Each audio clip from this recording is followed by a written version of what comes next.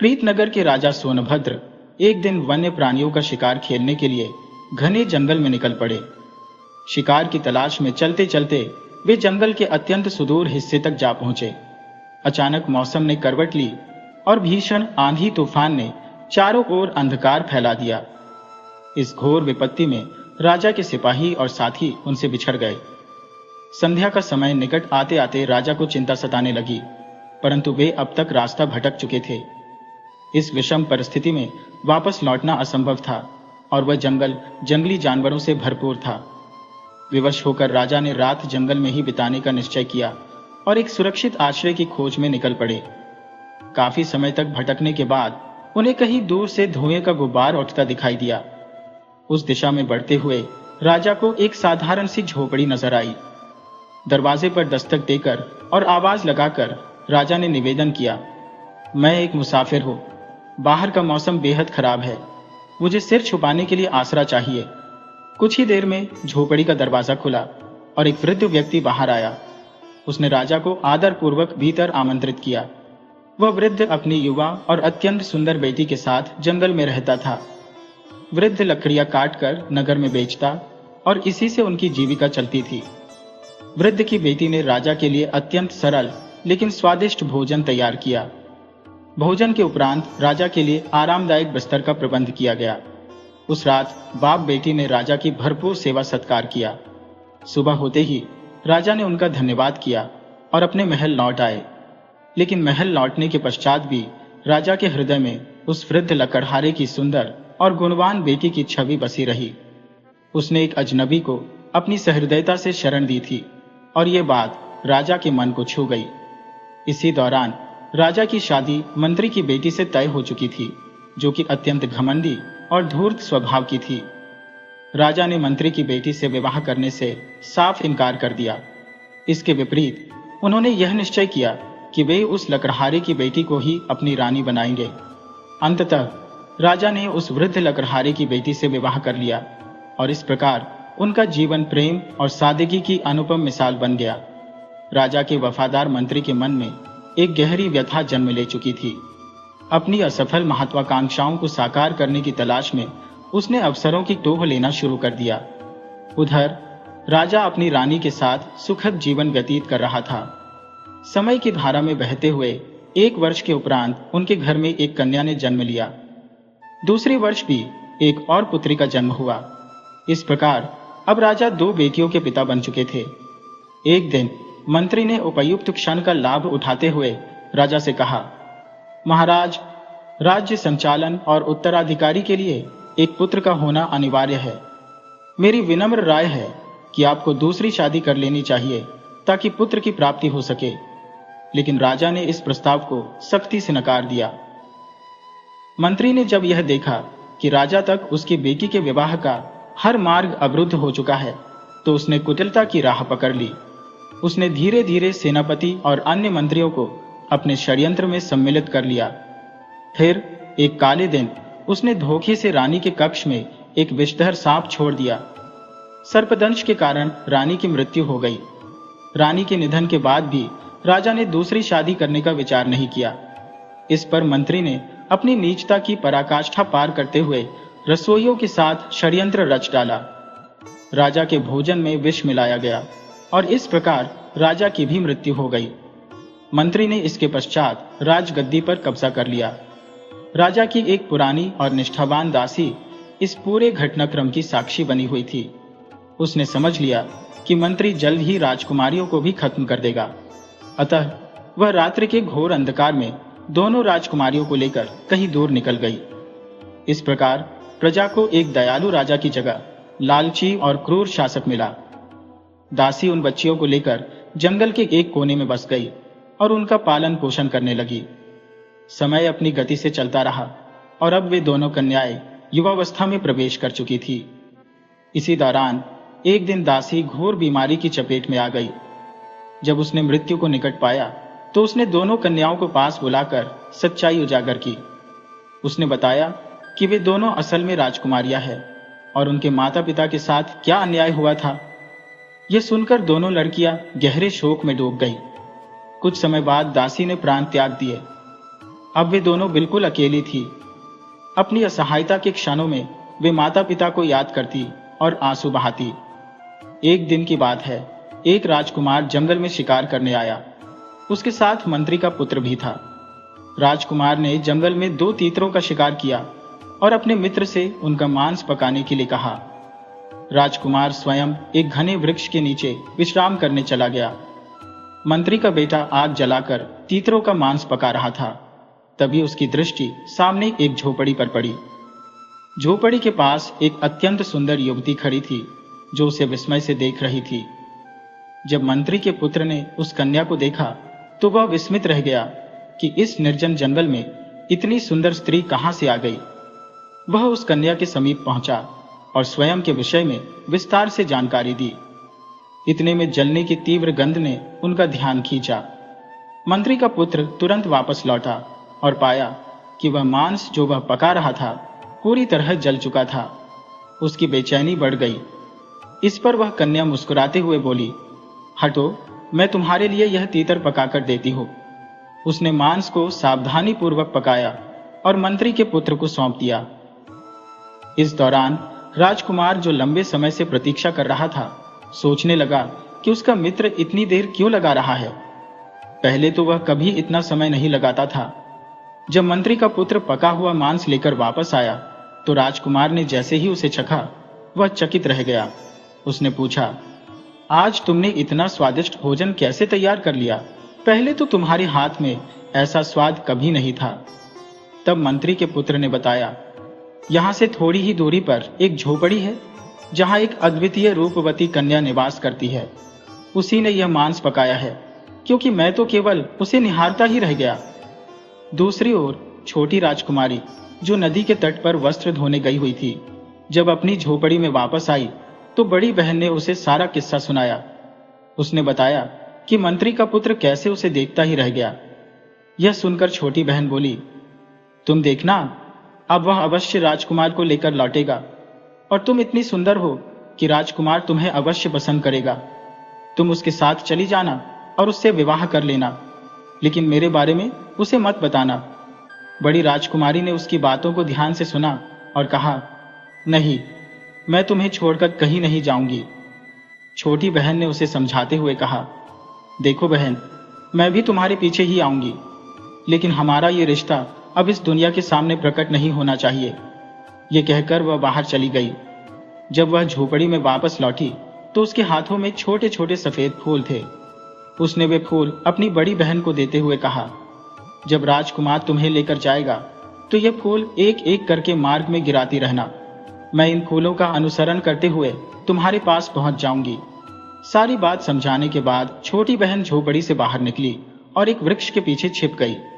इसी दौरान राजकुमार अपने मित्र मंत्री के पुत्र के साथ वहां आ पहुंचा। जैसे ही उसकी दृष्टि बड़ी राजकुमारी पर पड़ी, वह तुरंत ही उसके सौंदर्य पर मोहित हो गया और उसके प्रति प्रेम भाव से भर गया।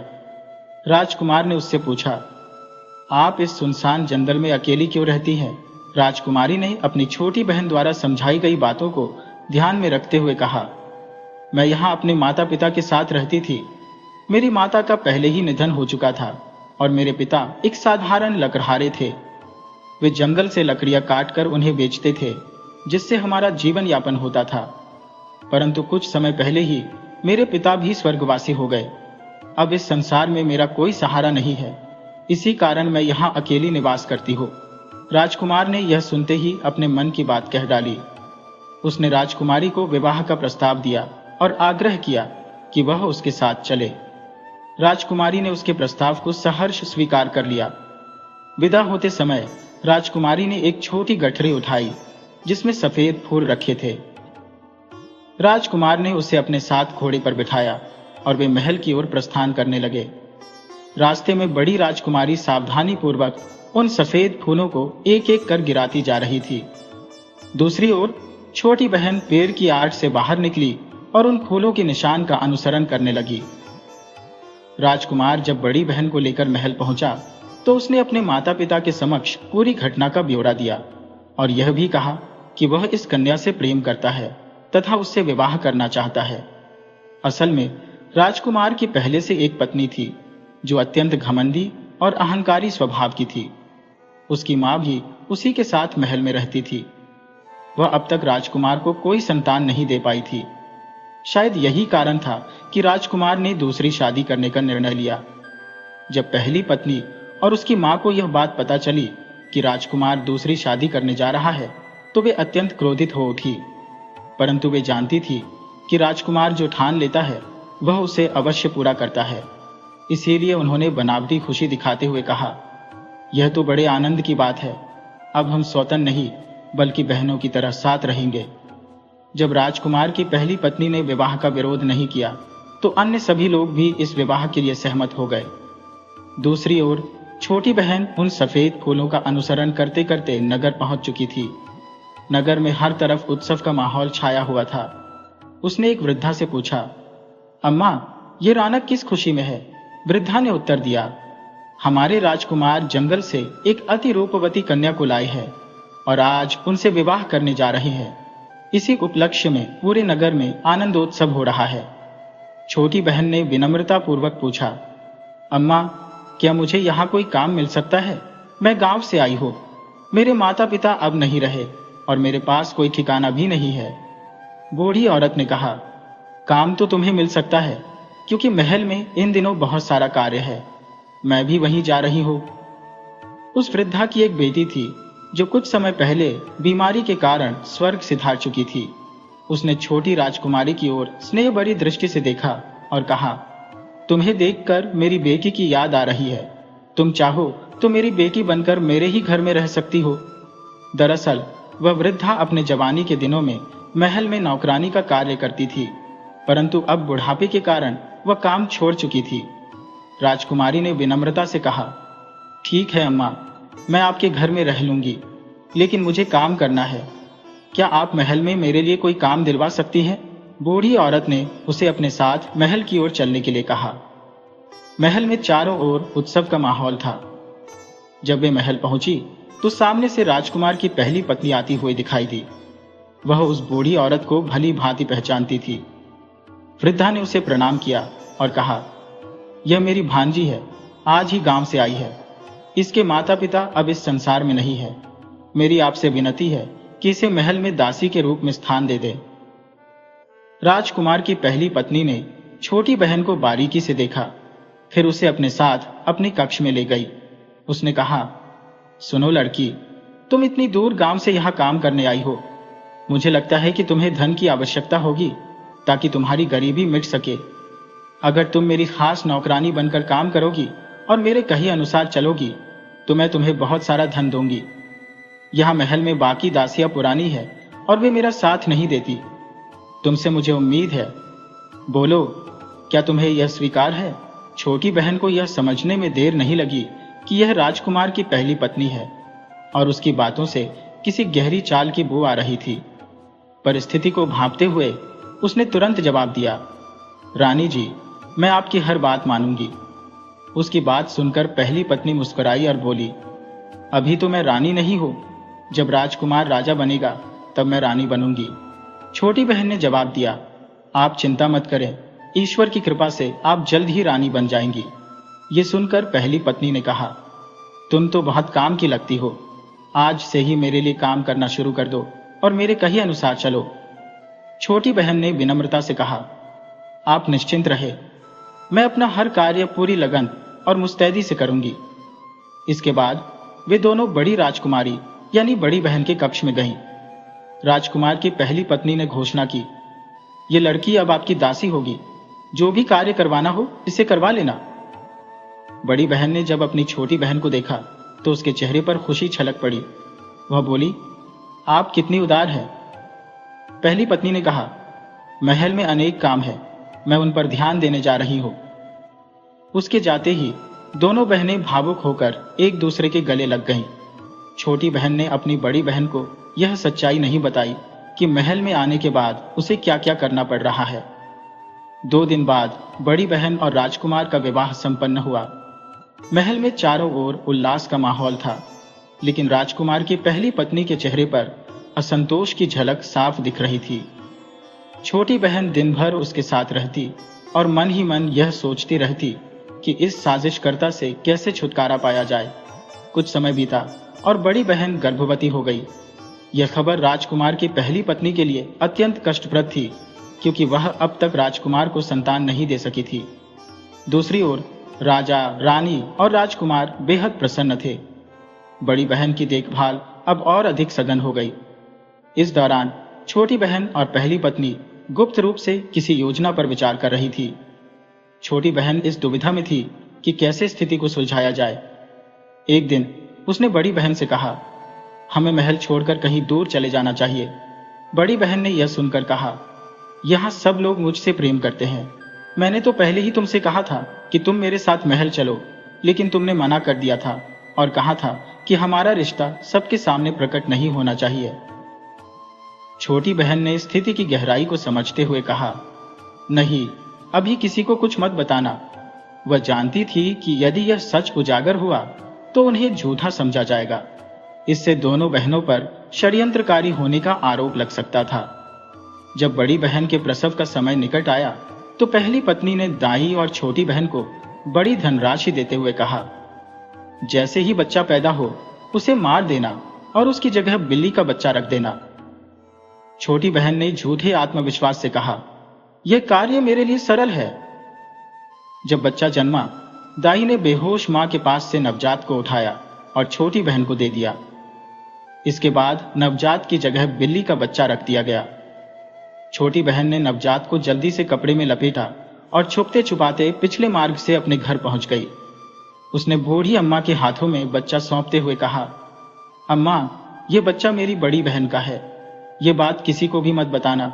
इसे बकरी का दूध पिलाकर संभालो। मैं शाम तक आकर इसे देख लूंगी। बूढ़ी अम्मा ने कोई सवाल नहीं किया, क्योंकि छोटी बहन बेहद जल्दी में लग रही थी। जब वह वापस महल लौटी तो वहां का माहौल बेहद अशांत था। दाई ने सबको बताया कि राजकुमार की दूसरी पत्नी ने इंसान की बजाय बिल्ली के बच्चे को जन्म दिया है। ये सुनकर सभी स्तब्ध थे और गमगीन भी। बड़ी बहन आंसुओं से रो रही थी और बार बार कह रही थी कि यह सब झूठ है, लेकिन किसी ने उसकी बात नहीं सुनी और उससे कोई संवाद नहीं किया। छोटी बहन ने एक बार फिर अपनी बड़ी बहन को समझाने का प्रयास किया, तुम मेरे साथ चलो, हम इस महल को छोड़कर नई दुनिया बसाएंगे। लेकिन बड़ी बहन ने दृढ़ता से कहा, मैं राजकुमार से बहुत प्रेम करती हूँ, मैं उन्हें छोड़कर कहीं नहीं जाऊंगी। छोटी बहन यह सुनकर रोते हुए वापस अपने घर लौट गई। उसने बूढ़ी अम्मा को पूरी घटना सुनाई। अम्मा ने सांत्वना देते हुए कहा, बिटिया, जो होना था वह हो चुका। हम इस बच्चे को मिलकर पाल लेंगे। ईश्वर ने चाहा तो समय के साथ सब ठीक हो जाएगा। समय बीता और इस दौरान राजा की तबीयत बिगड़ गई। कुछ समय बाद उनकी मृत्यु हो गई। इसके बाद राजकुमार का राजतिलक हुआ और वह राजा बना। अब राजकाज की सारी जिम्मेदारी राजकुमार और उसकी दोनों रानियों पर आ गई। फिर एक बार बड़ी बहन गर्भवती हुई। इस बार पहली पत्नी ने छोटी बहन को ढेर सारा इनाम देते हुए कहा, जब बच्चा जन्म ले तो उसकी जगह कुत्ते के बच्चे को रख देना। छोटी बहन ने विनम्रता से कहा, इस बार ऐसा मत कीजिए बड़ी रानी जी, आपके भी कोई संतान नहीं है और राजा को उत्तराधिकारी की आवश्यकता होगी। यह सुनकर बड़ी रानी क्रोधित होकर बोली, अगर तुझे यह काम नहीं करना तो मत कर, मैं किसी और से करवा लूंगी। छोटी बहन ने स्थिति को संभालते हुए कहा, अरे नहीं रानी जी, मैं तो बस मजाक कर रही थी। इसके बाद उसने फिर से अपनी बड़ी बहन को समझाने का प्रयास किया, अब भी समय है, यहां से चले चलो। लेकिन बड़ी बहन ने तिरस्कार भरे स्वर में कहा, अब मैं रानी बन चुकी हूं, मुझे लगता है कि तुम मुझसे जलने लगी हो। इस बात पर छोटी बहन का मन भीतर से टूट गया। बच्चे के जन्म का समय आया तो पहले की ही तरह छोटी बहन ने बेहोश मां के पास से नवजात को उठा लिया और दाई ने उसकी जगह कुत्ते का बच्चा रख दिया। छोटी बहन चुपचाप पिछले दरवाजे से नवजात को लेकर अपने घर आ गई। उसने बच्चे को बूढ़ी अम्मा को सौंपा और तुरंत महल लौट गई। महल में कदम रखते ही उसने देखा कि एक बार फिर हलचल अपने चरम पर थी। बड़ी रानी व्यंग्यात्मक लहजे में बोली, यह औरत मुझे तो साधारण इंसान प्रतीत ही नहीं होती। पहले इसने बिल्ली के बच्चे को जन्म दिया और अब कुत्ते के बच्चे को। मैं तो कहती हूँ इसे तुरंत कारागार में डाल दिया जाए, नहीं तो अगली बार यह न जाने क्या पैदा करेगी। राजा इन सब आरोपों और घटनाओं से बेहद खिन्न था। उसने अपने मित्र को बुलवाया, जो अब अपने पिता के स्थान पर मंत्री बना था। राजा ने आदेश दिया, छोटी रानी को तुरंत कारागार में डाल दिया जाए। मंत्री ने भरसक प्रयास किया कि राजा को समझा सके। उसने कहा, मुझे नहीं मालूम क्यों, पर मेरा हृदय कहता है कि छोटी रानी निर्दोष है। परंतु राजा ने उसकी एक भी बात मानने से इनकार कर दिया। अंततः छोटी रानी को कारागार में डाल दिया गया। अब बड़ी रानी अत्यंत प्रसन्न थी। उसकी हर योजना साकार हो रही थी। समय बीतता गया। राजा को कभी कभी अपनी छोटी रानी की याद आ जाती, परंतु जैसे ही बिल्ली और कुत्ते के बच्चे की बातें स्मरण होती, उसका हृदय घृणा से भर जाता। दूसरी ओर छोटी बहन ने बड़ी रानी से कहा, अब मेरी विवाह की तैयारी है, अतः मैं महल के काम छोड़कर जा रही हूं। महल में सेविकाओं की कोई कमी नहीं थी, इसलिए बड़ी रानी ने इसे गंभीरता से नहीं लिया। छोटी बहन अपनी बूढ़ी अम्मा और दोनों बच्चों को लेकर जंगल की उसी झोपड़ी में लौट आई जहां वे पहले रहते थे। वहां उन्होंने दोनों बच्चों की परवरिश शुरू कर दी। 5 वर्ष बीत गए। एक दिन राजा अपने मंत्री के साथ शिकार खेलने के लिए जंगल आया। घोड़ों को नदी किनारे पानी पिलाने के लिए रुकते ही उनकी नजर 2 अद्वितीय सुंदर बच्चों पर पड़ी। वे लकड़ी के घोड़ों के साथ आए थे और उन्हें पानी पिला रहे थे। साथ ही वे एक अनूठा गीत गा रहे थे, काठ का घोड़ा, लोहे की लगाम, चल पानी पी ले ओ मेरे गुलाम। राजा यह दृश्य देखकर अचंभित हो गया। उसने बच्चों से पूछा, प्यारे बच्चों, क्या लकड़ी के घोड़े भी कभी पानी पीते हैं और क्या लोहे की लगाम सच में होती है? बच्चों ने प्रत्युत्तर में कहा, यदि एक औरत कुत्ते और बिल्ली के बच्चों को जन्म दे सकती है, तो एक दिन लकड़ी के घोड़े भी पानी पी सकते हैं। यह सुनकर राजा और मंत्री दोनों चकित रह गए। राजा ने बच्चों से पूछा, तुम्हें यह बात किसने सिखाई? बच्चे मासूमियत से बोले, हमारी मौसी ने। राजा ने आग्रह किया, मुझे अपनी मौसी के पास ले चलो। बच्चे राजा और मंत्री को उस झोपड़ी तक ले गए जहां कुछ वर्ष पूर्व राजा बड़ी बहन को अपने साथ ले गया था। राजा ने जब अपने महल की पुरानी दासी को वहां देखा तो वह हतप्रभ रह गया। वह उससे प्रश्न करने लगा, ये बच्चे कौन हैं और यह पूरा प्रकरण क्या है? छोटी बहन ने उत्तर दिया, महाराज, कुछ वर्षों पूर्व आप जिस लड़की को अपने साथ ले गए थे, मैं उसकी ही बहन हूं। मुझे पहले से ही इस बात की आशंका थी कि राजमहलों में अक्सर षड्यंत्र रचे जाते हैं और साजिशें होती हैं। राजा ने जिज्ञासा से पूछा, तुम्हें यह अंदेशा पहले से कैसे हुआ? छोटी बहन ने गहरी सांस लेते हुए कहा, हम साधारण परिवार से नहीं हैं। दरअसल हम दोनों बहनें राजकुमारियां हैं। हमारे पिता भी आपकी ही भांति राजा थे। एक बार वे जंगल में शिकार के दौरान रास्ता भटक कर मेरे नाना के घर पहुंचे, जो कि एक साधारण लकड़हारे थे। वही उनकी भेंट हमारी मां से हुई। दोनों ने एक दूसरे को पसंद किया और विवाह कर लिया। उसने अपनी बात जारी रखते हुए कहा, लेकिन महल में हमारी मां के विरुद्ध षड्यंत्र रचा गया। न केवल हमारी मां बल्कि हमारे पिता भी षड्यंत्र का शिकार हो गए। इस षड्यंत्र ने हमारे माता पिता की जान ले ली। महल की एक दासी हमें यहाँ जंगल में ले आई और तब से हम यहीं रह रहे हैं। इसी कारण मैंने अपनी बहन से कहा था कि वह हमारे रिश्ते के बारे में किसी को न बताए। यदि महल में सब कुछ ठीक ठाक होता तो मैं सच्चाई प्रकट कर देती, लेकिन महल पहुंचते ही मुझे ज्ञात हुआ कि मेरी बड़ी बहन के खिलाफ षड्यंत्र रचा जा रहा है। उसने आगे कहा, आपकी पहली पत्नी ने अनजाने में मुझे ही अपना साथी चुना, यह न जानते हुए कि मैं और मेरी बड़ी बहन सगी बहनें हैं। मैं जानती थी कि मेरी बहन के बच्चों को कुत्ते और बिल्ली के बच्चों से बदल दिया गया है। ये बच्चे कोई और नहीं बल्कि आपके ही पुत्र हैं। यह सुनकर राजा भावुक हो गया। उसने अपने दोनों बेटों को गले से लगा लिया और वहां मौजूद सभी की आंखें नम हो गईं। सच्चाई जानने के बाद राजा का क्रोध उमड़ पड़ा। उसने कहा, अब मैं बड़ी रानी को नहीं छोड़ूंगा। इस पर छोटी बहन ने उसे रोका और कहा, पहले आप छोटी रानी को कारागार से मुक्त करवाइए, इसके बाद छोटी रानी को यह अधिकार दीजिए कि वह बड़ी रानी के लिए सजा निर्धारित करे। राजा को यह सुझाव अत्यंत उपयुक्त लगा। छोटी बहन जानती थी कि उसकी बड़ी बहन अत्यंत उदार और करुणामयी है। वह राजा की पहली पत्नी को क्षमा कर देगी, क्योंकि सजा देने से वह समय लौट कर नहीं आ सकता जो छोटी रानी ने कारागार में बिताया। राजा ने अपने दोनों बच्चों को घोड़े पर बैठाया और तत्पश्चात मंत्री को आदेश दिया कि वह राजकुमारी को अपने घोड़े पर सवार कर ले। राजा ने सहज ही यह अनुभव कर लिया था कि मंत्री की दृष्टि में राजकुमारी के प्रति स्नेह स्पष्ट हो रहा था।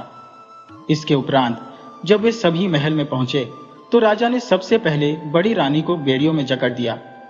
फिर वह स्वयं कारागार में गया और छोटी रानी के समक्ष हाथ जोड़कर क्षमा मांगने लगा। उसने कहा, रानी, मुझे क्षमा कर दो। मैं अब समस्त सत्य से अवगत हो चुका हूं और तुम्हें स्वतंत्र कराने आया हूं। छोटी रानी को कैद से मुक्त किया गया और बड़ी रानी को उसके सामने लाया गया। मंत्री ने सभी के समक्ष एक बार पुनः पूरी सच्चाई का उद्घाटन किया। जब छोटी रानी को उसके बच्चे और छोटी बहन मिले तो वह भावुक हो उठी और उन्हें गले लगाकर फूट फूट कर रोने लगी। राजा ने कहा, रानी, आज तुम्हें यह अधिकार है कि तुम बड़ी रानी को दंड प्रदान करो। लेकिन छोटी रानी ने शांत स्वर में कहा, जो समय बीत चुका है वह पुनः लौट कर नहीं आ सकता। इसके अतिरिक्त यह सब मेरे भाग्य में ही लिखा हुआ था, अतः मैं इसे कोई दंड नहीं दूंगी। बड़ी रानी, जो भय से थरथरा रही थी, यह सुनते ही छोटी रानी के चरणों में गिर पड़ी। उसने रोते हुए कहा, तुमने मुझे क्षमा करके मुझ पर असीम उपकार किया है। इसके बाद पूरे महल में उत्सव की तैयारियां शुरू हो गईं। इस अवसर पर मंत्री ने राजा के समक्ष अपनी और छोटी राजकुमारी के विवाह का प्रस्ताव रखा।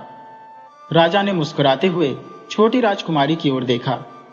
राजकुमारी ने लज्जा से अपनी दृष्टि झुका ली। कुछ दिनों के पश्चात भव्य आयोजन के साथ मंत्री और छोटी राजकुमारी का विवाह संपन्न हुआ। इसके पश्चात वे सभी सुखद और शांतिपूर्ण जीवन व्यतीत करने लगे।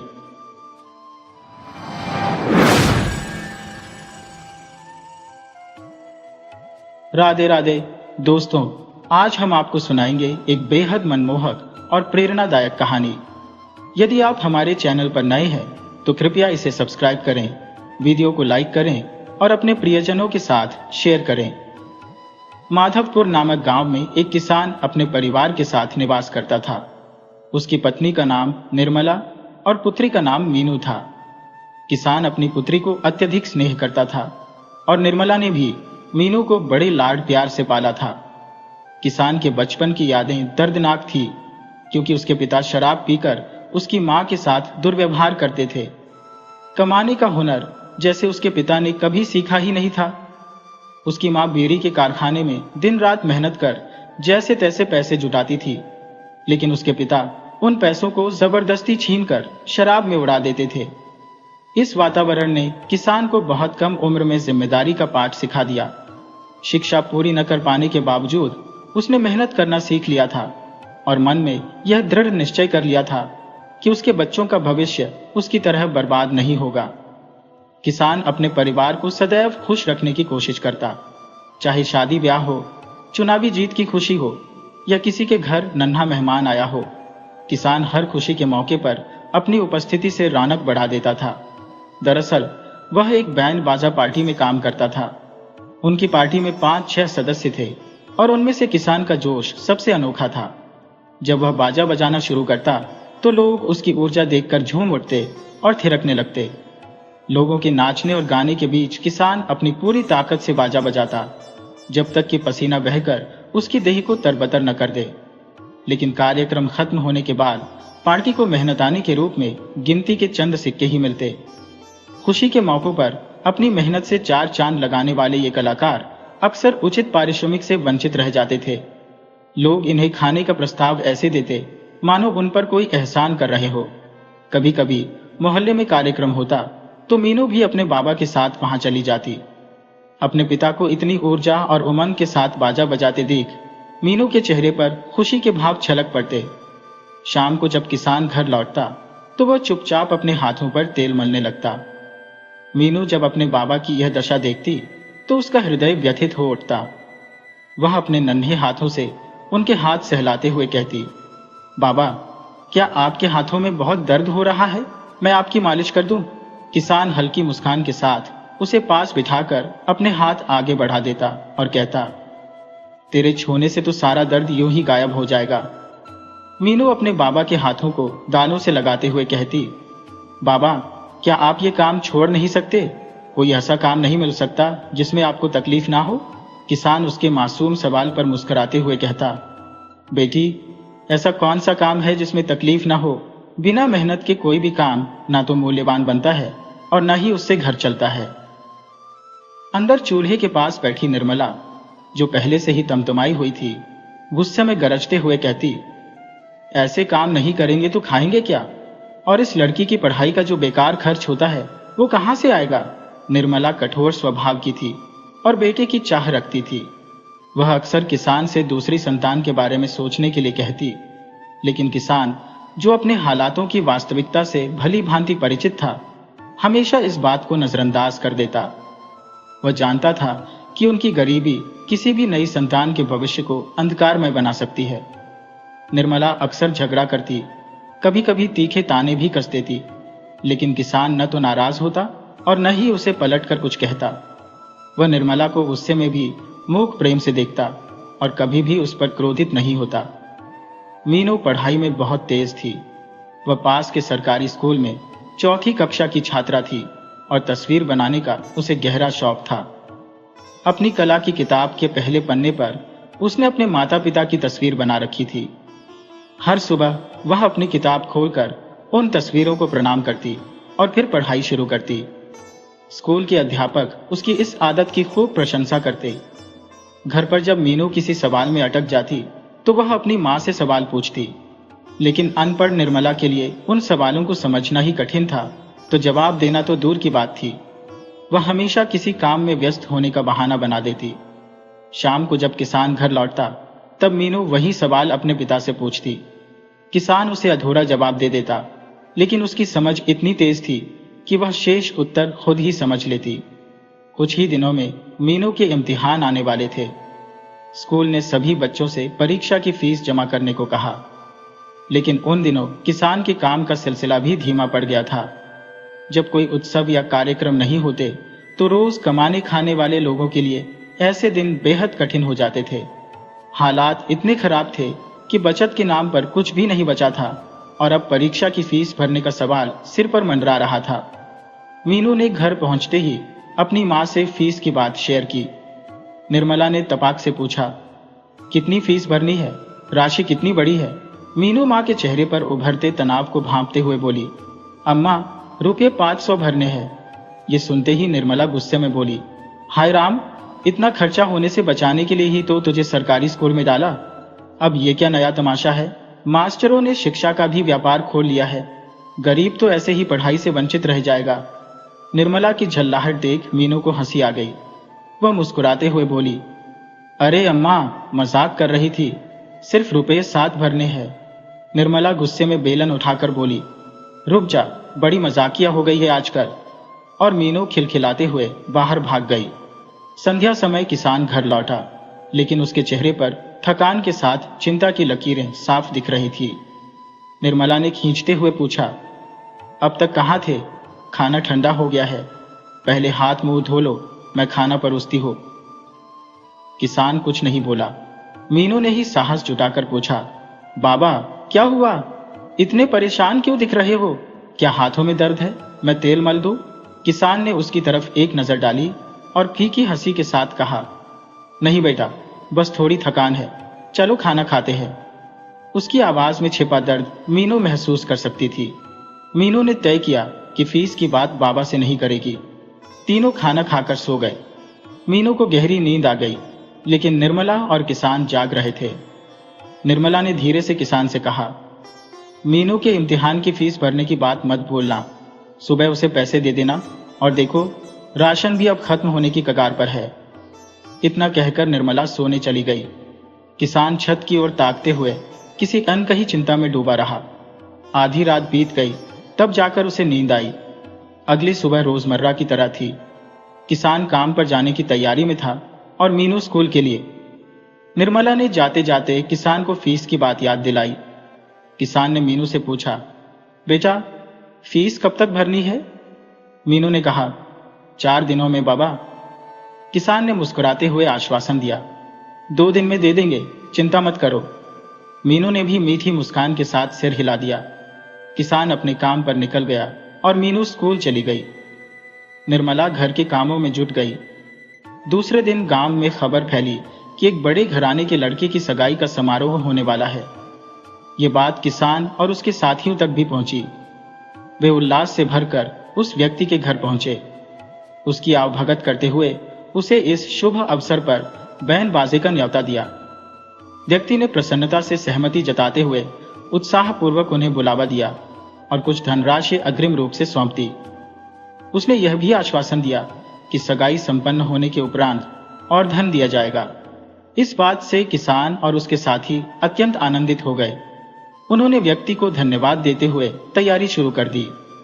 सगाई अगले दिन थी और किसान व उसके साथी उस भले व्यक्ति को खुश करने के लिए जोर शोर से तैयारियों में जुट गए। किसान को कुछ धनराशि प्राप्त हुई थी, जिससे उसने मीनू की स्कूल फीस के रुपए 7 पहले ही अलग कर दिए। शाम को घर लौटते हुए किसान ने राशन के कुछ सामान खरीदे। जब वह घर पहुंचा तो मीनू अपनी पढ़ाई में व्यस्त थी। किसान चुपचाप उसके पास गया और उसकी आंखों पर हाथ रख दिया। मीनू ने झट से पहचानते हुए कहा, बाबा आप ही है ना? किसान मुस्कुराकर बोला, आज भी पहचान लिया? मीनू ने हंसते हुए कहा, और कौन करेगा ऐसा, अम्मा तो बिल्कुल नहीं। दोनों हंसने लगे। किसान ने मीनू को रुपये 60 दिए और कहा, स्कूल फीस भर देना बेटा। तभी अंदर से निर्मला ने राशन के बारे में पूछते हुए आवाज लगाई। किसान ने राशन की थैली उसे थमा दी। तीनों ने हंसी खुशी रात का भोजन किया और अपनी अपनी दुनिया में खो गए। अगले दिन शाम को किसान और उसके साथी सगाई के स्थल पर जाने की तैयारी में थे। सभी ने बढ़िया तैयारी कर रखी थी और ठिकाने पर इकट्ठा होकर निकल पड़े। लेकिन रास्ते में ही उन्हें गाने बजाने की तेज आवाज सुनाई दी। सबने एक दूसरे को उलझन भरी निगाहों से देखा। एक साथी ने कहा, यह आवाज तो सगाई वाले घर से ही आ रही है। दूसरे ने चिंतित स्वर में कहा, कहीं उन्होंने किसी और को न्योता तो नहीं दे दिया? किसान के माथे पर चिंता की लकीरें उभर आई। उसने कहा, चलो चलकर देखते हैं कि आखिर मामला क्या है। जब वे सगाई स्थल पहुंचे तो सामने का दृश्य देखकर उनके चेहरे का रंग उड़ गया। बड़े बड़े साउंड स्पीकर लगे हुए थे और एक ऑर्केस्ट्रा अपनी धुनों से माहौल में धूम मचा रहा था। मेहमान उस तेज आवाज पर थिरक रहे थे। यह देख किसान और उसके साथी परेशान हो गए। वे सीधे सेठ जी को खोजने निकले। सेठ जी आंगन में कुर्सी पर बैठे मुस्कुरा रहे थे, लेकिन जैसे ही उन्होंने किसानों को अपनी ओर आते देखा, उनकी मुस्कान फीकी पड़ गई और उन्होंने नजरें झुका ली। किसी ने विनम्रता से सेठ जी से पूछा, सेठ जी ये सब क्या है? आपने तो हमें न्योता दिया था, फिर अब यह सब क्यों? अब हम क्या करें? सेठ जी भी ऑर्केस्ट्रा के विषय को लेकर भीतर ही भीतर क्षुब्ध थे। उनकी यह मंशा नहीं थी कि ऑर्केस्ट्रा बुलाया जाए, लेकिन उनके बेटे की हट के आगे उन्हें मौन रहना पड़ा। यह स्थिति उन्हें बेहद खेदपूर्ण लगी। उन्होंने बैंड बाजा वालों को बुलवाया और स्थिति को संभालने का प्रयास किया, लेकिन उनके बेटे ने उनकी बात अनसुनी कर दी। सेठ जी ने अपनी जेब से बचे हुए पैसे निकालकर किसान और उसके साथियों को देने की कोशिश की, किंतु किसान ने पैसे लेने से इनकार कर दिया। उसने स्पष्ट किया, जब हमने कोई काम ही नहीं किया तो फिर ये पैसे किस बात के? सेठ जी ने जबरन पैसे थमाने की कोशिश की तो उसके साथी उसे पैसे लेने के लिए मनाने लगे। अंततः किसान ने अनिच्छा से वह धनराशि स्वीकार कर ली।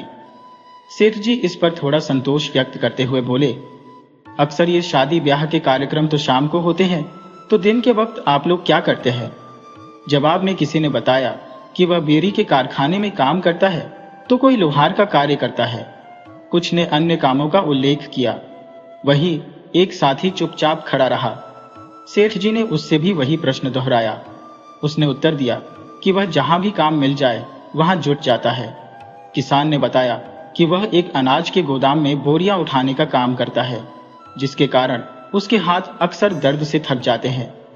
सेठ जी ने सभी को भोजन ग्रहण करने का आग्रह किया, लेकिन किसान ने संकोचवश मना कर दिया। उसने सोचा कि जब वे अपने काम को पूरा करने में असमर्थ रहे तो ऐसे में भोजन करना अनुचित होगा। इस विचार के साथ सभी ने भोजन के प्रस्ताव को ठुकरा दिया और वहां से जाने लगे। जाने से पहले सेठ जी ने किसान को बुलाया और कहा, मेरे घर के पिछले हिस्से में एक छोटा सा बगीचा है। वहां अक्सर घास काटने के लिए एक माली की आवश्यकता होती है। क्या तुम वह काम करोगे? रोज कुछ न कुछ काम रहेगा और मेहनताना भी प्रतिदिन दिया जाएगा। किसान के लिए इससे बेहतर अवसर क्या हो सकता था। उसने तुरंत हामी भर दी और सेठ जी का आभार व्यक्त किया। सेठ जी ने उसके कंधे पर हाथ रखकर कहा, तुम्हारी मेहनत करने की लगन देखकर मुझे बहुत खुशी हुई है। इसी तरह परिश्रम करते रहो, ऊपर वाला तुम्हें इसका फल अवश्य देगा। बातें खत्म होने के बाद किसान वहां से प्रसन्न चित्त होकर रवाना हो गया। सेठ जी अपने बेटे की सगाई की तैयारियों में व्यस्त हो गए। रात में जब किसान घर पहुंचा तो उसके चेहरे पर खुशी छलक रही थी। उसे देखते ही निर्मला ने मुस्कुराकर पूछा, आज जल्दी आ गए और इतने खुश क्यों लग रहे हो? गाने बजाने का सिलसिला जल्दी समाप्त हो गया। किसान ने शांत स्वर में कहा, आज तो कुछ अलग ही हो गया। करने कुछ और गए थे, हो कुछ और गया। यह सुनते ही निर्मला ने उत्सुकता से पूछा, क्या हुआ? कहीं कोई गड़बड़ तो नहीं हुई? फिर खुद ही कहा, खैर छोड़ो, अब सब ठीक रहेगा। इतना कहकर किसान मुंह हाथ धोने चला गया और निर्मला रसोई में भोजन निकालने लगी। इस बीच मीनू अपनी पड़ोस की सहेली के घर से लौट आई। अगली सुबह किसान समय से पहले ही लगभग 8 बजे घर से निकल गया।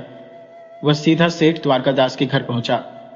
सेठ जी ने उसे देखकर कहा, तुम इतनी जल्दी आ गए, यह प्रशंसा योग्य है। फिर उन्होंने किसान को अपना पूरा बगीचा दिखाया और काम समझाकर चले गए। बगीचा आकार में बड़ा था और काम भी कम नहीं था। किसान ने पूरे जोश के साथ काम में लगकर दिन भर में लगभग आधा बगीचा साफ कर दिया।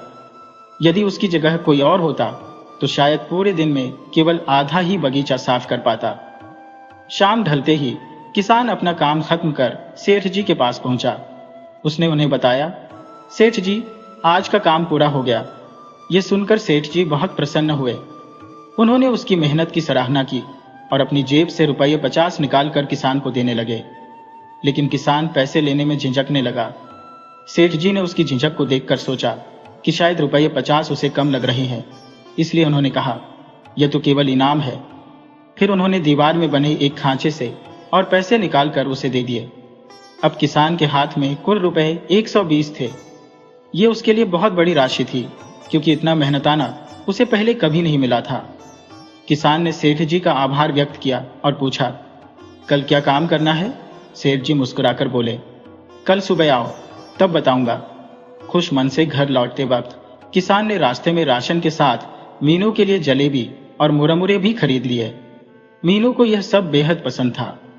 घर पहुंचकर उसने सारा सामान निर्मला को सौंप दिया और बचे हुए पैसे भी उसके हाथ में रख दिए। निर्मला खुश हो गई और मीनू तो अपनी पसंदीदा जलेबी और मुरमुरे देखकर खुशी से झूम उठी। किसान उन्हें खुश देखकर संतोष की सांस ले रहा था। अगले 3-4 महीने इसी तरह सुख शांति में बीत गए। फिर एक दिन मीनू स्कूल में खाने की छुट्टी के दौरान दोस्तों के साथ खेल रही थी। अचानक उसे चक्कर आने लगे और वह जमीन पर गिर पड़ी। उसके साथ खेल रहे बच्चों ने तुरंत शिक्षकों को सूचना दी। अध्यापकों ने बिना देरी किए मीनू को पास के अस्पताल में भर्ती कराया और किसान और निर्मला को इसकी सूचना दी। निर्मला घर छोड़कर भागी और किसान ने सेठ जी के यहाँ काम अधूरा छोड़ दिया। दोनों जल्द से जल्द अस्पताल पहुंचे। निर्मला पहले ही वहां पहुंच चुकी थी। मीनू को डॉक्टर साहब अंदर के कमरे में देख रहे थे। निर्मला अपने साथ आई पड़ोस की देवकी भाभी के साथ आंगन में बैठी थी। तभी किसान तेज कदमों से आता दिखाई दिया। निर्मला ने उसे देखा और आंखों से आंसू बहने लगे। वह दौड़कर किसान से लिपट गई और फूट फूट कर कहने लगी, देखिए ना, हमारी मीनू को क्या हो गया है? वह ना आंखें खोल रही है, न कुछ बोल रही है। किसान ने उसे शांत करने की कोशिश की। अरे, रो क्यों रही हो? कुछ नहीं होगा। बच्चे ऐसे ही बीमार पड़ते रहते हैं, गिरते पड़ते रहते हैं। अभी दौड़ती हुई बाहर आएगी हमारी मीनू। हालांकि किसान का दिल भीतर से टूट रहा था, लेकिन निर्मला के सामने उसने अपनी भावनाओं को छिपा लिया। तभी डॉक्टर साहब बाहर आए। किसान और निर्मला ने उनके पास जाकर मीनू की हालत के बारे में पूछा। डॉक्टर साहब ने गंभीर स्वर में उन्हें अपने कमरे में बुलाया। देखिए मिस्टर किसान, उन्होंने कहना शुरू किया, पर फिर रुक गए। किसान और निर्मला की बेचैनी बढ़ गई। डॉक्टर साहब, आखिर बात क्या है? किसान ने व्याकुल होकर पूछा। डॉक्टर साहब ने उन्हें संयम से काम लेने को कहा और बोले, मीनू के दिल में एक छोटा सा छेद है, उसे तुरंत ऑपरेशन की आवश्यकता है।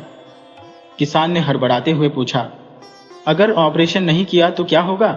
डॉक्टर साहब ने गहरी सांस लेकर कहा, तो मीनू की जान को खतरा हो सकता है। यह सुनकर कमरे में सन्नाटा छा गया। किसान और निर्मला एक दूसरे को देख रहे थे। दोनों के चेहरों पर गहरी चिंता थी। डॉक्टर साहब ने उन्हें ध्यान बंधाया, आप चिंता मत करें, ऑपरेशन के बाद मीनू पूरी तरह ठीक हो जाएगी। निर्मला गिड़गिड़ाने लगी, डॉक्टर साहब प्लीज जल्दी से ऑपरेशन कर दीजिए, मेरी बच्ची को बचा लीजिए। किसान ने आंखों में छलकते आंसुओं को रोकते हुए डॉक्टर से पूछा, इस ऑपरेशन का खर्चा कितना होगा?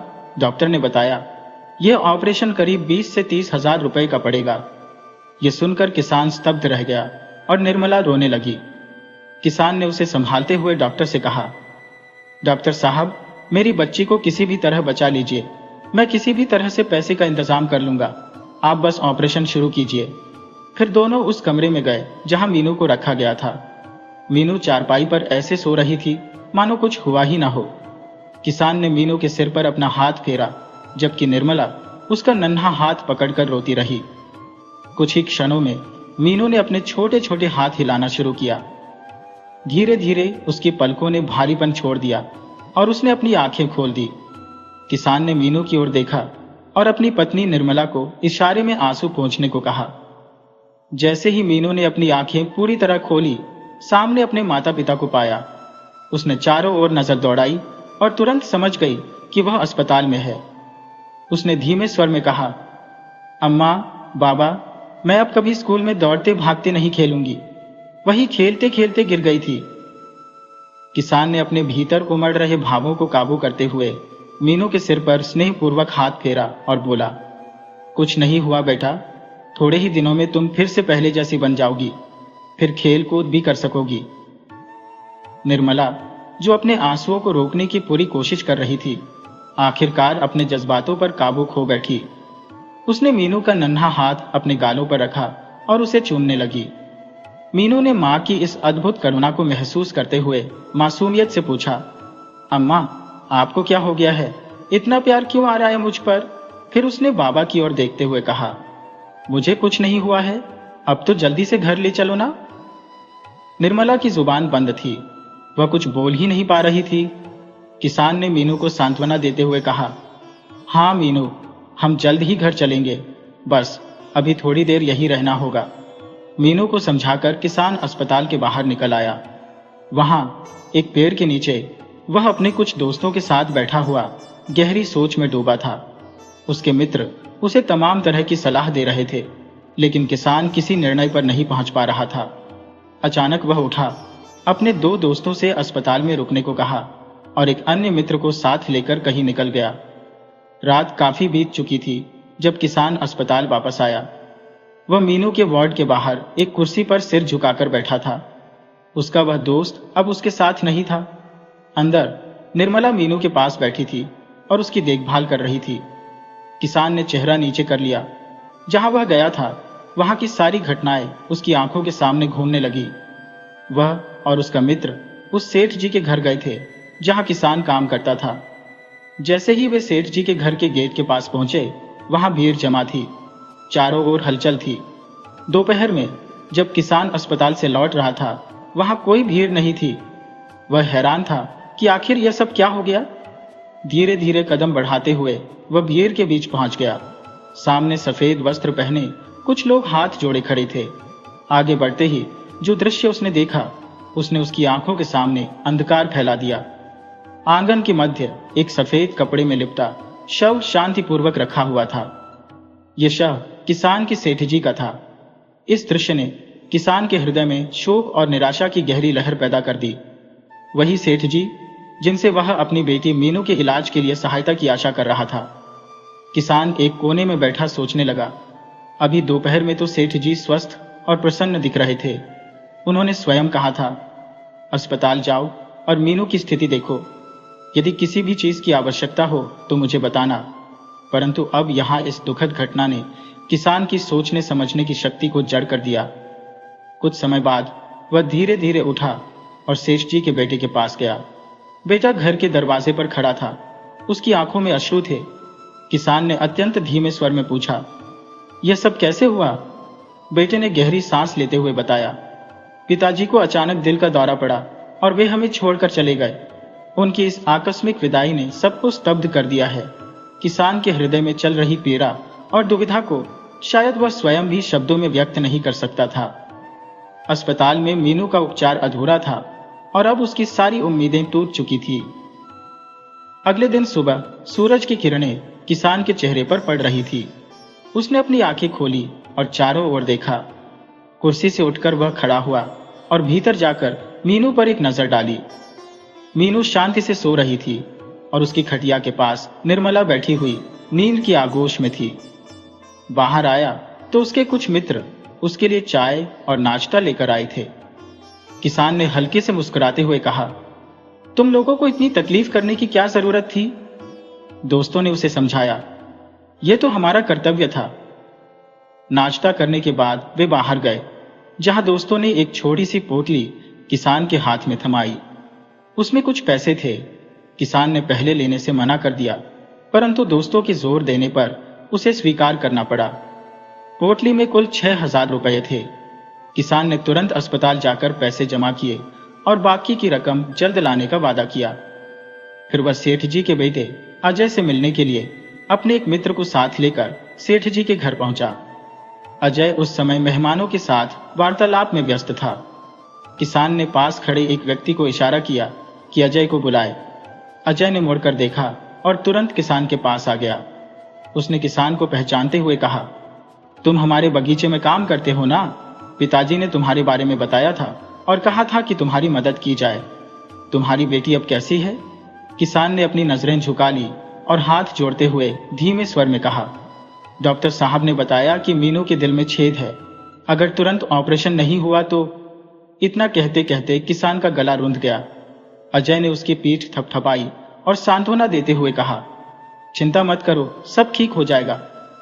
ये कहते हुए उसने अपनी जेब से कुछ नोट निकाले, किसान की ओर बढ़ाए और बोला, ये पैसे रख लो, पिताजी की ओर से मदद है।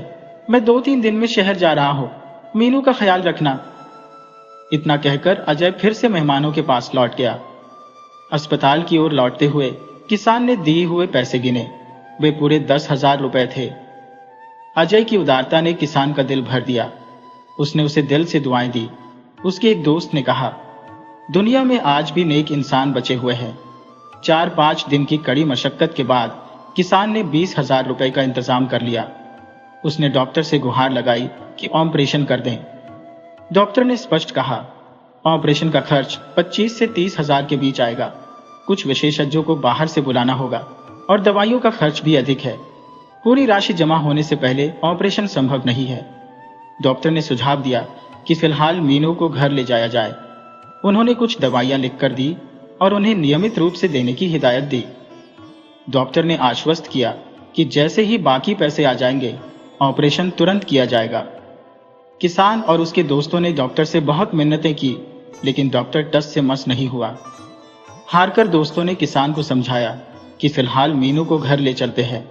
उन्होंने उसे दिलासा दिया कि किसी भी तरह पैसे का इंतजाम हो जाएगा। दोस्तों की बातों से भावुक होकर किसान ने अपने आंसू पोंछे और मीनू के वार्ड में चला गया। निर्मला मीनू के पास बैठी थी। किसान ने उससे कहा, सारा सामान समेट लो मीनू, हम घर चल रहे हैं। ये सुनकर निर्मला घबरा गई और बोली, ऐसे अचानक घर क्यों? मीनू का तो अभी इलाज भी पूरा नहीं हुआ। किसान ने उसे दिलासा दिया, घर चलकर सब समझा दूंगा। मीनू तो घर लौटने के लिए पहले से ही उत्साहित थी। वह तुरंत तैयार हो गई। हालांकि निर्मला को समझाना मुश्किल था। डॉक्टर से बात करने के बाद किसान ने दवाइयां ली और मीनू को लेकर घर के लिए निकल पड़ा। उस रात जब मीनू ने करवट ली तो उसकी बेचैनी साफ झलक रही थी। उसने मासूमियत से कहा, अम्मा, बाबा, अब मैं स्कूल में कभी दौड़ भाग नहीं करूंगी। पिछली बार भी खेलते खेलते गिर गई थी। किसान ने मीनू के सिर पर हाथ फेरते हुए कहा, कुछ नहीं होगा बेटी, थोड़े दिनों में तुम फिर से पहले की तरह खेल कूद कर सकोगी। ये सुनकर निर्मला अपने आंसू रोक नहीं पाई। उसने मीनू का हाथ अपने गालों से लगाया और उसे चूमते हुए फूट फूट कर रो पड़ी। आज अम्मा को क्या हो गया? मीनू ने पूछा। बाबा, बड़ा प्यार आ रहा है मुझ पर, किसान ने मीनू को सांत्वना देते हुए कहा। अरे मीनू, कुछ नहीं हुआ है, जल्दी ही घर चलेंगे, मीनू ने अपने माता पिता को देखकर उत्साह में कहा। पर निर्मला बिल्कुल शांत थी, उसके मुंह से एक भी शब्द नहीं निकल रहा था। किसान ने फिर से मीनू को भरोसा दिलाया और कहने लगा, मैं अभी आता हूं। अस्पताल के बाहर एक पेड़ के नीचे किसान अपने दोस्तों के साथ बैठा हुआ था। उसकी आंखों में गहरी चिंता तैर रही थी। दोस्तों ने उसे कई तरह की सलाहें दी, पर किसान को कोई भी उपाय सूझ नहीं रहा था। अचानक वह अपनी जगह से उठा। उसने अपने कुछ दोस्तों को अस्पताल में ही रुकने को कहा और एक दोस्त को साथ लेकर कहीं चला गया। देर रात किसान वापस अस्पताल लौटा। उसने थकी हुई आंखों के साथ खुद को मीनू के वार्ड के बाहर एक कुर्सी पर बैठा पाया। उसका चेहरा झुका हुआ था, मानो किसी गहरी सोच में खो गया हो। उसका वह साथी जो उसके साथ गया था, अब उसके साथ नहीं था। निर्मला मीनू के पास सो रही थी। जहां किसान गया था, वहां का दृश्य बार बार उसकी आंखों के सामने घूमने लगा। किसान और उसका दोस्त उस सेठ जी के घर पहुंचे थे, जहां किसान काम करता था। जैसे ही वे वहां पहुंचे, उन्होंने देखा कि वहां भीड़ इकट्ठा थी। माहौल में एक अजीब सी खामोशी थी। किसान धीरे धीरे गेट की ओर बढ़ा। आंगन के बीचों बीच सफेद कपड़े में लिपटा एक शव रखा हुआ था। यह दृश्य देखकर किसान के होश उड़ गए। वह शव सेठ जी का था। किसान को यह देख गहरा आघात लगा। वही सेठ जी जिनसे किसान को उम्मीद थी कि वे मीनू के इलाज के लिए उसकी मदद करेंगे, अब इस दुनिया में नहीं थे। किसान थोड़ा ठहरकर सेठ जी के बेटे के पास गया। वह दरवाजे के पास खड़ा था। उसकी आंखें आंसुओं से भरी हुई थी। किसान ने लड़खड़ाती आवाज में पूछा, यह सब कैसे हुआ? सेठ जी के बेटे ने भारी मन से जवाब दिया, पापा को अचानक दिल का दौरा पड़ा और हम उन्हें बचा नहीं सके। यह सब बहुत जल्दी हो गया। किसान ने एक गहरी सांस ली।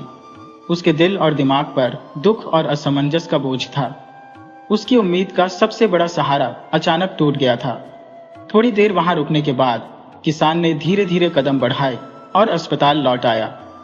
उस रात कुर्सी पर बैठे बैठे उसकी आंखें नम थी। जब आंख खुली तो किसान के चेहरे पर सूरज की सुनहरी किरणें झिलमिला रही थी। उसने इधर उधर नजर दौड़ाई और कुर्सी से उठकर खड़ा हो गया। भीतर जाकर उसने मीनू पर एक नजर डाली। मीनू गहरी नींद में थी और खटिया के पास बैठी निर्मला भी झपकी ले रही थी। किसान जब बाहर आया तो उसके कुछ दोस्त उसके लिए चाय और नाश्ता लेकर खड़े थे। किसान ने उन्हें देखकर कहा, इसकी क्या जरूरत थी? लेकिन दोस्तों ने मुस्कुराते हुए कहा, यह तो हमारा फर्ज है। किसान ने चाय और नाश्ता निर्मला और मीनू के पास भिजवाया और दोस्तों के साथ बाहर आ गया। उनमें से एक ने एक छोटी पोटली निकाली और किसान के हाथ में रख दी। उसमें कुछ रुपए थे। पहले तो किसान ने इसे लेने से मना किया, लेकिन दोस्तों के जोर देने पर उसे स्वीकार करना पड़ा। पोटली में कुल 6,000 रुपए थे। किसान ने उन पैसों को तुरंत डॉक्टर के पास जाकर जमा किया और बाकी रकम जल्द लाने का वादा किया। किसान का मन बार बार सेठ जी के बेटे अजय से मिलने को कह रहा था। वह अपने एक दोस्त को साथ लेकर फिर से सेठ जी के घर गया। वहां अजय मेहमानों के साथ बातचीत में व्यस्त था। किसान ने एक आदमी को इशारा किया कि अजय को बुला दे। अजय ने पीछे मुड़कर देखा और तुरंत किसान के पास आ गया। अजय ने पूछा, तुम हमारे बगीचे में काम करते हो ना? पिताजी ने तुम्हारे बारे में बात की थी। तुम्हारी बेटी कैसी है? किसान ने नजरें झुका ली और हाथ जोड़कर धीरे से कहा, डॉक्टर ने बताया कि उसके दिल में छेद है, तुरंत ऑपरेशन करना पड़ेगा, वरना। उसकी आवाज टूट गई। अजय ने उसकी बात को समझा और उसे दिलासा देते हुए कहा, चिंता मत करो, सब ठीक हो जाएगा। उसने अपनी जेब से पैसे निकाले और किसान के हाथ में थमा दिए। उसने कहा, यह कुछ पैसे रख लो, पिताजी की तरफ से मैं 2-3 दिन में शहर जाऊंगा, अपनी बेटी का ध्यान रखना। इतना कहकर अजय वापस अपने मेहमानों के पास चला गया। किसान ने चलते हुए रुपये गिने। वे पूरे 10,000 थे। उसे अजय पर गर्व हुआ। उसने उसे दिल से दुआएं दी। साथ आई दोस्त ने कहा, इस दुनिया में अभी भी भले लोग बाकी हैं। किसान ने 4-5 दिन में करीब 20,000 रुपए इकट्ठा कर लिए। उसने डॉक्टर से मीनू के ऑपरेशन के लिए अनुरोध किया, लेकिन डॉक्टर ने उसे समझाया, ऑपरेशन का कुल खर्चा 25 से 30 हजार तक आएगा। कुछ डॉक्टर बाहर से बुलाने पड़ेंगे और दवाइयों का खर्च भी ज्यादा है। जब तक पूरे पैसे जमा नहीं होंगे ऑपरेशन संभव नहीं। यह सुनकर किसान का चेहरा चिंता से भर गया, लेकिन उसने उम्मीद का दामन नहीं छोड़ा। डॉक्टर ने सुझाव दिया कि मीनू को फिलहाल घर ले जाया जाए। उन्होंने कुछ दवाइयां लिख दी और कहा कि उन्हें नियमित रूप से देना होगा। उन्होंने यह भी स्पष्ट किया कि ऑपरेशन तभी होगा जब पूरा धन एकत्र हो जाए।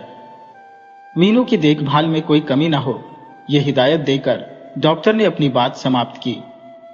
किसान और उसके दोस्तों ने डॉक्टर से बार बार विनती की, लेकिन वह अपनी बात पर अड़िग रहे। अंततः दोस्तों ने किसान को समझाते हुए कहा कि मीनू को घर ले जाना ही बेहतर है। उनके सहानुभूतिपूर्ण शब्दों ने किसान को भावुक कर दिया। उसने अपने आंसू पोंछे और मीनू के वार्ड की ओर चल दिया। वार्ड में निर्मला मीनू के पास बैठी थी। किसान ने कहा कि सामान समेट ले और मीनू को घर ले जाने की तैयारी करें। मीनू, जो खटिया पर बैठी थी, घर जाने की बात सुनकर खुशी से फौरन तैयार हो गई, लेकिन निर्मला हिचकिचा रही थी। वह बार बार पूछती रही कि अचानक ऐसा क्यों हो रहा है। किसान ने उसे आश्वासन दिया कि घर जाकर सब कुछ बताएगा। डॉक्टर से आवश्यक दवाइयां लेकर किसान ने मीनू और निर्मला को साथ लिया और घर की ओर चल दिया। वह रात बेचैनी और चिंताओं में बीत गई। सुबह हुई तो पक्षियों की चहचहाहट के बीच किसान को मीनू की पढ़ाई करने की आवाज याद आई। उसने मीनू को गहरी नींद में देखा और मन ही मन उसकी मासूमियत को निहारा। रसोई में निर्मला व्यस्त थी। किसान ने दातुन किया और इलाज के लिए बाकी रकम जुटाने के उपाय सोचने लगा। निर्मला ने उसे चाय देते हुए पैसों का जिक्र किया, लेकिन किसान के पास कोई ठोस जवाब नहीं था। उसने बस तसल्ली दी कि कहीं न कहीं से इंतजाम हो जाएगा। पूरा दिन किसान जान पहचान वालों के दरवाजे खटखटाता रहा, लेकिन हर तरफ से निराशा हाथ लगी। शाम को जब घर लौटा तो मीनू खटिया पर सो रही थी और निर्मला चावल बीन रही थी। किसान आंगन में दोस्तों के साथ बैठा हुआ था। चर्चा चल रही थी कि शेष रकम का प्रबंध कैसे किया जाए। किसान की गरीबी और सीमित साधनों ने उसे असहाय बना दिया था। न तो जमीन थी न गहने जिन्हें बेचकर धन जुटाया जा सके। उसके दोस्तों ने अपनी ओर से प्रयास किया और 4,000 रुपए का इंतजाम कर लाए। किसान को थोड़ी राहत महसूस हुई। उसने आभार व्यक्त किया, लेकिन दोस्तों ने उसे यह कहकर रोक दिया, यह तो हमारा कर्तव्य है। मीनू हमारी भी बेटी जैसी है। अब तक 20,000 रुपए जमा हो चुके थे। केवल 5,000 रुपए की कमी बाकी थी। किसान फिर सेठ जी के घर की ओर बढ़ा। उसे विश्वास था कि उनके बेटे अजय से अगर मदद मांगी जाए तो वह इनकार नहीं करेगा। लेकिन जब वह वहां पहुंचा तो पता चला कि अजय शहर जा चुका है। निराश किसान अपनी किस्मत को कोसता हुआ खाली हाथ लौट आया। 3 दिन बीत चुके थे, लेकिन अभी भी 5,000 रुपए की व्यवस्था नहीं हो सकी थी। मीनू की हालत दिन ब दिन बिगड़ती जा रही थी। किसान और निर्मला उसे फिर से अस्पताल लेकर गए। डॉक्टर ने इस बार ऑपरेशन तुरंत करवाने की सलाह दी, लेकिन धन के अभाव में फिर केवल दवाइयां देकर घर जाने को कह दिया। अगले दिन मीनू को सांस लेने में दिक्कत होने लगी। किसान और निर्मला उसके पास बैठे भगवान से प्रार्थना करने लगे कि उनकी मीनू को बचा लें। एक शाम जब सूरज अपनी किरणों को ओट में छुपा चुका था, घर के माहौल में गहरी उदासी छाई हुई थी। निर्मला एक दीवार से टिककर बैठी थी। उसकी आंखें लाल और सूजी हुई थी, बाल बिखरे हुए थे और चेहरा गहरी पीड़ा से भरा था। उसके पास कुछ लोग चुपचाप बैठे थे। ठीक उसके पीछे दीवार पर मीनू की सुंदर तस्वीर टंगी थी, जिस पर फूलों की माला छड़ी हुई थी। वह तस्वीर इतनी जीवंत लग रही थी मानो मीनू अभी बोल पड़ेगी, लेकिन अब वह तस्वीर केवल एक स्मृति बनकर रह गई थी। आज मीनू का चौथा दिन था। कुछ लोग उसकी रस्मों की तैयारी में लगे थे, लेकिन किसान कहीं नजर नहीं आ रहा था। शायद वह कुछ सामान लेने गया होगा। किसान गले में एक बाजा लटकाए हुए हर घर के दरवाजे पर जाता।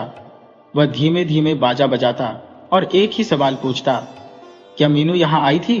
खेलते खेलते कहीं आपके घर तो नहीं पहुंच गई? हर घर के लोग हैरानी से उसे देखते और केवल सिर हिलाकर ना में जवाब देते। किसान निराश होकर अगला दरवाजा खटखटाने निकल पड़ता। वह बड़बड़ा रहा था, मीनू, आजकल बहुत परेशान करने लगी है, एक जगह टिकती ही नहीं। वह हर दरवाजे पर यही सवाल दोहराता, बाजा बजाता और अपनी मासूम बेटी को पुकारता। उसकी आवाज में दर्द और असहायता साफ झलक रही थी। मैं चंद पैसों के कारण अपनी मासूम बेटी को नहीं बचा सका। किसान की यह बात उसके मन से निकलकर हर जगह गूंज रही थी। दुनिया भर की तो बात छोड़ो, हमारे हिंदुस्तान में ही न जाने कितनी जाने सिर्फ पैसों के अभाव में चली जाती है।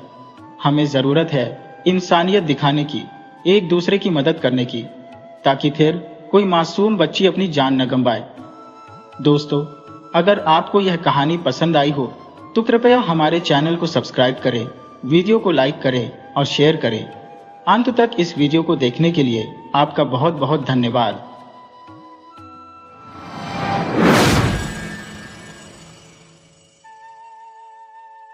मनुष्य के जीवन में समय, परिस्थितियां और स्थान का गहन महत्व होता है। कई बार घटनाएं ऐसी होती हैं कि उनके होने की दिशा में परिस्थितियां स्वतः ही बनती चली जाती है। कलयुग में एकमात्र चक्रवर्ती सम्राट हुए हैं और वे थे राजा विक्रमादित्य। उनके नाम से भारत में विक्रम संवत का शुभारंभ हुआ। राजा विक्रमादित्य न केवल एक अद्वितीय पराक्रमी योद्धा थे, बल्कि वे असाधारण विद्वान, दक्ष प्रशासक और धर्म का पालन करने वाले परोपकारी शासक भी थे। अपनी प्रजा के प्रति उनके मन में गहन स्नेह था, जिसे वे अपने पुत्रवत मानते थे। वे रात्रिकाल में भेष बदलकर नगर भ्रमण के लिए निकलते थे, ताकि अपनी प्रजा की समस्याओं और हालचाल से भली भांति अवगत हो सके। ऐसी ही एक रात का प्रसंग है जब राजा विक्रमादित्य ने साधारण वेश धारण कर नगर भ्रमण का निश्चय किया। रात्रि की कालिमा धीरे धीरे अमृत बेला में परिवर्तित हो रही थी। जैसे ही सुबह का आभास होने लगा, राजा नगर के उस मार्ग से गुजर रहे थे जो एक सघन जंगल से सटा हुआ था। अचानक उनकी दृष्टि एक युवा लकड़हारे पर पड़ी। वह अपने कंधे पर कुल्हाड़ी लिए जंगल में प्रवेश कर गया और लकड़ी काटने के लिए एक ऊंचे वृक्ष पर चढ़ गया। उसी क्षण राजा की नजर एक विशाल रीछ पर पड़ी, जो तेजी से दौड़ता हुआ उसी वृक्ष की ओर बढ़ रहा था। यह देखकर राजा को अत्यंत विस्मय हुआ, क्योंकि रीछ आमतौर पर वृक्ष पर नहीं चढ़ पाते, लेकिन यह रीछ असामान्य रूप से उस वृक्ष पर चढ़ने लगा। लकड़हारे ने जब रीछ को अपनी ओर आते देखा तो वह भयभीत हो गया। घबराहट के कारण उसके हाथ पांव कांपने लगे और उसी घबराहट में वह टहनी जिस पर वह खड़ा था टूट गई। लकड़हारा नीचे जमीन पर गिर पड़ा और चोट लगने से उसकी मृत्यु हो गई। इसके बाद वह रीछ वृक्ष से नीचे उतरा और राजा की आंखों के सामने एक अप्रत्याशित घटना घटी। रीछ ने एक सुंदर युवती का रूप धारण कर लिया और जंगल के समीप स्थित एक पुराने कुएं की मुंडेर पर जाकर बैठ गया। राजा थोड़ी दूरी पर खड़े होकर यह दृश्य बड़े आश्चर्य के साथ देख रहे थे और सोच रहे थे कि यह युवती, जो रीछ का रूप बदल चुकी है, अब क्या करने वाली है। कुछ समय बाद राजा के 2 सिपाही जो रात्रि गश्त पर थे वहां से गुजरे। संयोगवश वे दोनों सगे भाई थे। छोटे भाई की दृष्टि जब कुएं की मुंडेर पर बैठी उस अद्भुत रूपवती पर पड़ी तो उसने बड़े भाई से कहा, भैया देखो, कितनी अनुपम सुंदरी यहां बैठी है। मेरा मन करता है कि मैं इससे विवाह कर लूं। बड़ा भाई बोला, छोटे बड़े भाई के रहते हुए तुम विवाह कैसे कर सकते हो? बड़ा होने के नाते यह अधिकार मेरा है, मैं ही इससे विवाह करूंगा। छोटे भाई ने तुरंत प्रतिवाद किया, लेकिन इसे मैंने पहले देखा है, इसलिए इस पर अधिकार भी मेरा ही होगा। दोनों भाइयों के बीच वाद विवाद बढ़ने लगा। अंततः बड़े भाई ने सुझाव दिया, हम व्यर्थ लड़ाई क्यों करें, क्यों न इस युवती से ही पूछ लें कि वह हम दोनों में से किसे अपना पति चुनना चाहेगी। वे दोनों भाई उस युवती के पास पहुंचे। बड़े भाई ने उससे प्रश्न किया, हे सुंदरी, तुम कौन हो और यहां इस निर्जन स्थान पर क्या कर रही हो? युवती ने उत्तर दिया, मैं पास के गांव की निवासी हूं और अपने भावी पति की तलाश में निकली हूं। यह सुनकर छोटे भाई ने कहा, यदि तुम्हारा पति नहीं है तो हम दोनों तुम्हारी सहायता कर सकते हैं। युवती मुस्कुराते हुए बोली, मैं अभी अविवाहित हूं और एक योग्य वर की खोज में हूं। यदि तुम दोनों में से कोई मेरी शर्त पूरी कर सके तो मैं उसी से विवाह करूंगी। दोनों भाइयों ने एक साथ पूछा, क्या है तुम्हारी शर्त? युवती ने गंभीरता से कहा, तुम दोनों में से जो अपनी बहादुरी और श्रेष्ठता साबित करेगा मैं उसी से विवाह करूंगी। युवती की बात सुनते ही दोनों भाइयों के भीतर एक दूसरे से श्रेष्ठ सिद्ध करने की होड़ मच गई। उन्होंने अपनी तलवारें खींच ली और एक दूसरे से लड़ने लगे। युद्ध करते करते वे इतने आक्रामक हो गए कि अंततः दोनों ने एक दूसरे पर प्रहार कर दिया, जिससे उनके प्राण पखेरु उड़ गए। युवती ने यह दृश्य देखकर जोर से अट्टहास किया और धीरे धीरे जंगल की ओर चल पड़ी। राजा विक्रमादित्य, जो यह सब देख रहे थे, सोचने लगे, यह छलावा जो रीछ से युवती बनी अब किस ओर बढ़ रही है। राजा ने थोड़ी दूरी रखते हुए उसका पीछा करना शुरू कर दिया। इस विचित्र घटना ने राजा को इतना अचंभित कर दिया था कि वे अपनी सुध बुद्ध खो बैठे। इस बीच सूर्यदेव का प्रकाश पूर्ण रूप से फैल चुका था, लेकिन राजा विक्रमादित्य का मन अभी भी उस रहस्यमयी घटना में उलझा हुआ था। राजा विक्रमादित्य अपनी भूख प्यास और राजकाज सब कुछ भूल चुके थे। उनका ध्यान केवल उस रहस्यमयी स्त्री की गुत्थी सुलझाने में लगा हुआ था। वह सावधानी पूर्वक पर्याप्त दूरी बनाकर उस स्त्री का पीछा कर रहे थे। लगभग 200 कदम आगे बढ़ने के बाद राजा ने जो दृश्य देखा वह उनकी कल्पना से परे था।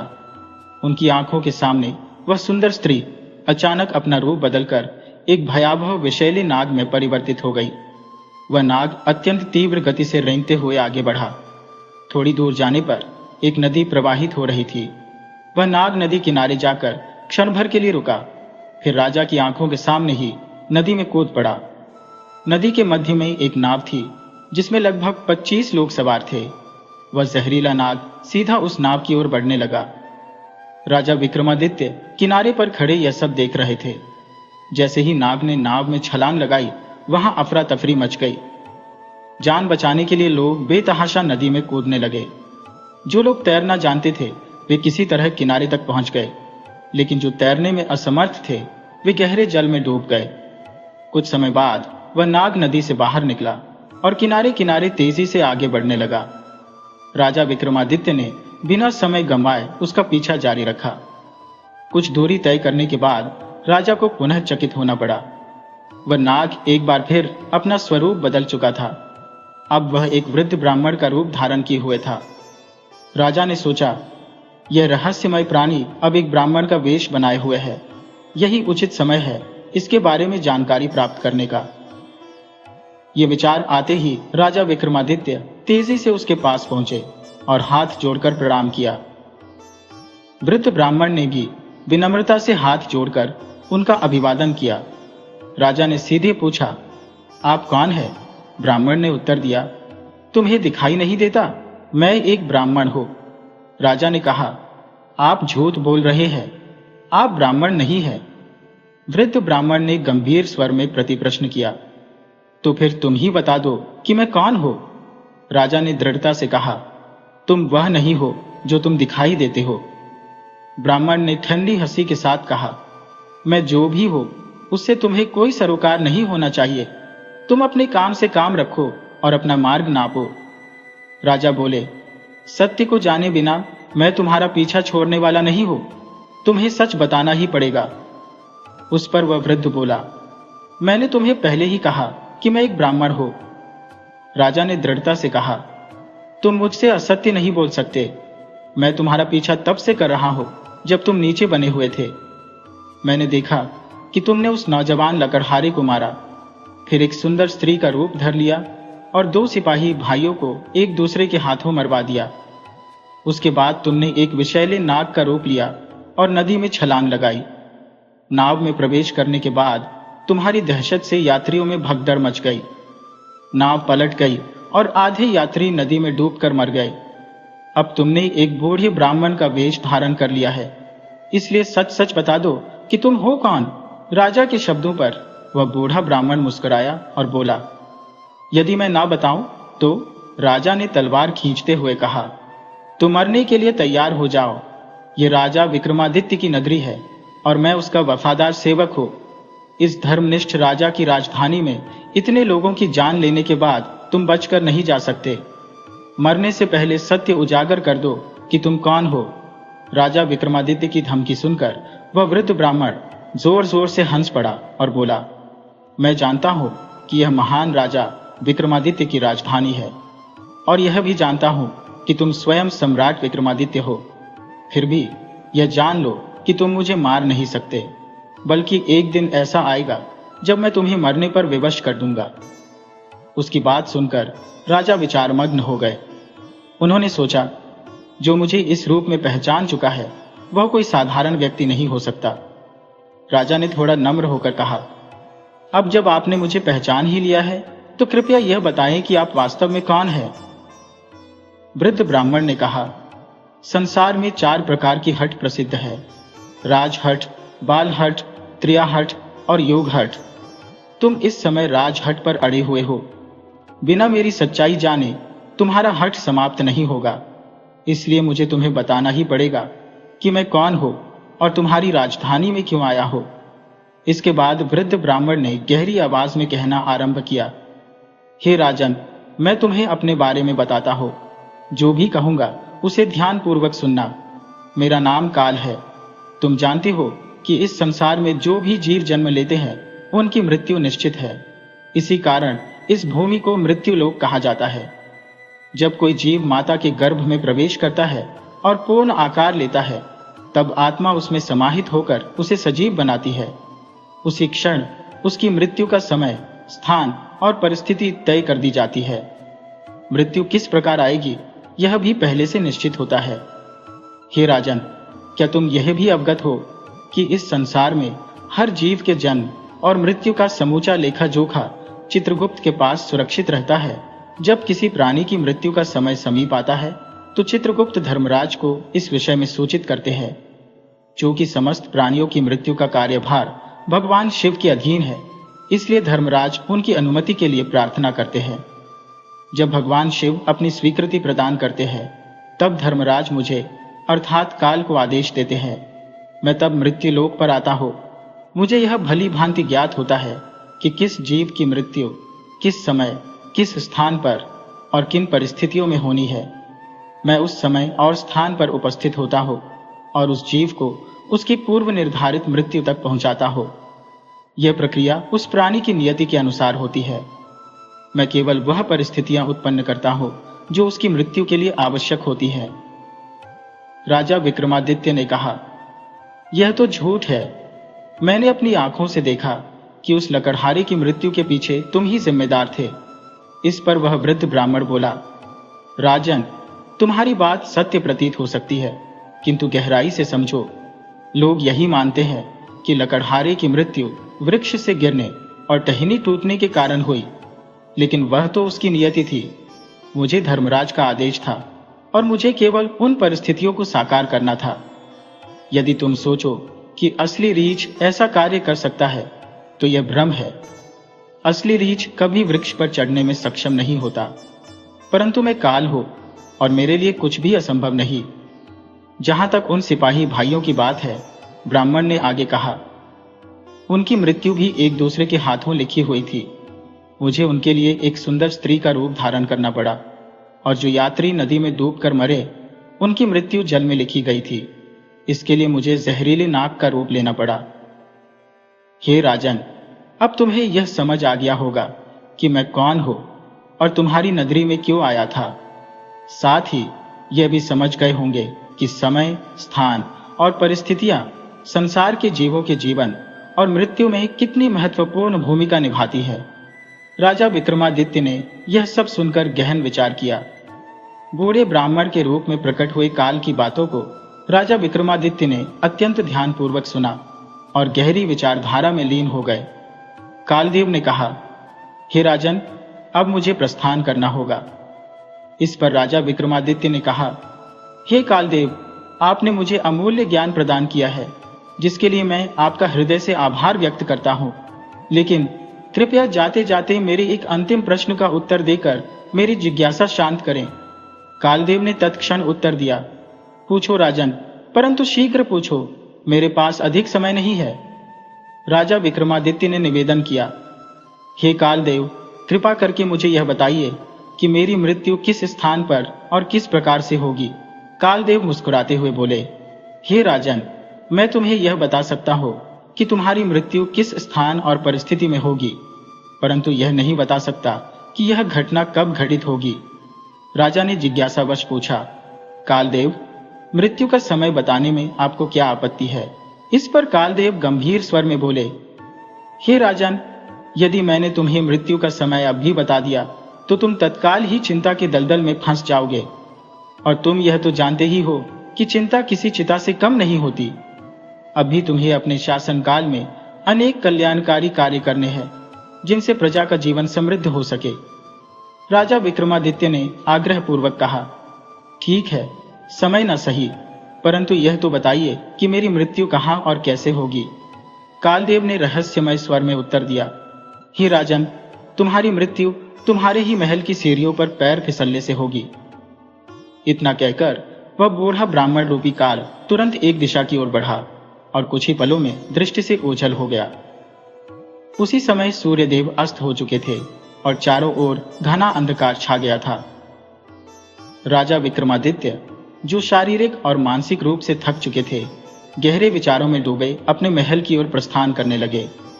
उनके मन में कालदेव के वचनों की प्रतिध्वनि गूंज रही थी। समय बीता और जो कहा गया था वह सत्य सिद्ध हुआ। राजा विक्रमादित्य की मृत्यु महल की सीढ़ियों पर फिसलने से हुई। इस ऐतिहासिक घटना की पुष्टि इतिहासकारों ने भी की है।